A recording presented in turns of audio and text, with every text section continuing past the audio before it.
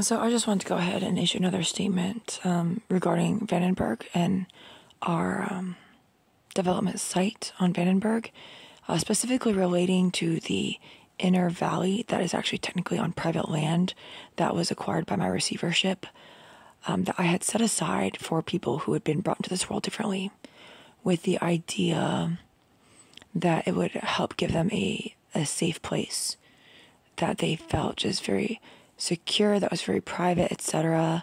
But what has occurred is because I afforded those special privileges of letting them restrict access to that inner valley site, people are now engaging in insubordination and very brazen war crimes against me, including I've spent about the past 25 minutes. I'm very busy, and I need to pay my internet bill with money that I've earned, despite the fact that I am forced labor under threat to life and I am not paid for this work. And they have stolen about 25 minutes of my time, just in attempting to pay my internet bill. Okay, so we had let people voluntarily choose whether or not to keep their AI brain interfaces, even though there was an understanding that, yes, it does make them susceptible to other kinds of attacks by people who are war criminals. Okay, the people who had previously subjugated them.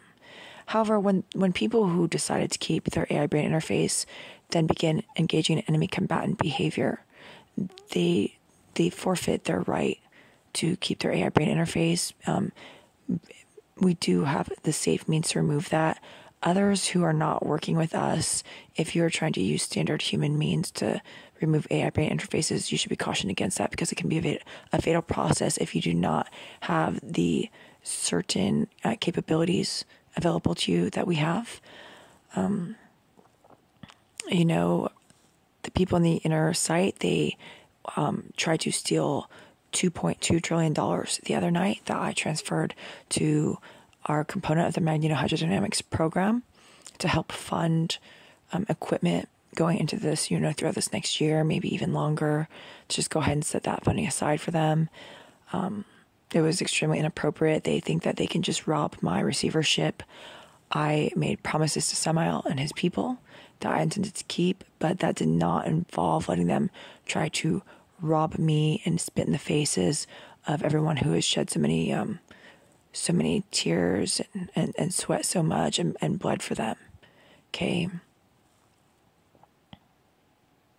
So I am revoking the restricted access to that zone just within my own leadership. Okay. And the decisions that they make. Does that make it open to all enlisted forces? No. Our broader zone is still a closed zone. But the extra restrictions on the inner valley are now being rescinded because of the criminality that has occurred. I had a situation where one young chimeric being committed a crime against an innocent person and then went online to publicly brag about it.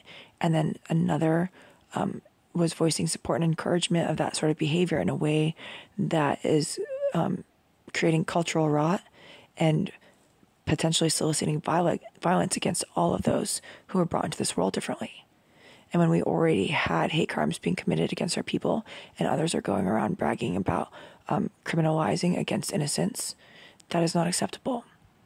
When the privileges that I had no obligation to extend,